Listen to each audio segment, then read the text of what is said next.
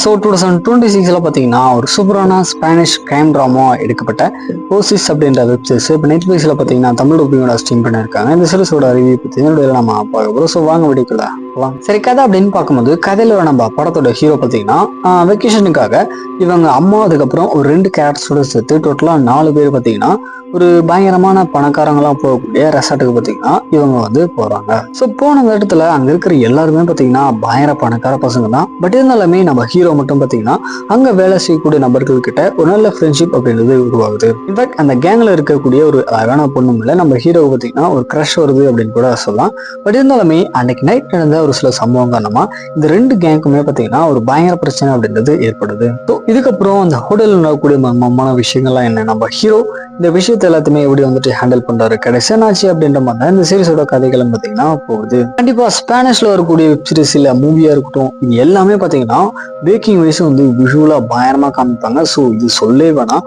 ஒரு சீனுமே பார்த்தீங்கன்னா பயங்கர கலர்ஃபுல்லா இருக்கு. தென் சீரிஸ்ல வரக்கூடிய ஒரு உமன் கேரக்டர்ஸுமே பார்த்தீங்கன்னா பார்க்கறதுக்கு பயங்கரமா இருக்காங்க அப்படின்னு சொல்லலாம்.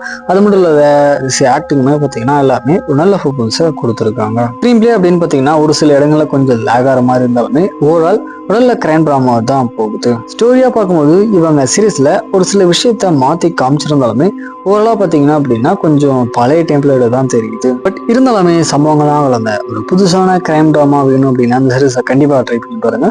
ஒரு நல்ல வெப் சீரிஸ் தான் வந்திருக்கு. சீரிஸோட பேரு பார்த்தீங்கன்னா நெட்ஃபிளிக்ஸ். அந்த வெப் சீரிஸ் தமிழ் டப்பிங்கோட ஸ்ட்ரீம் பண்ணியிருக்காங்க. ஸோ ட்ரை பண்ணி பாருங்க.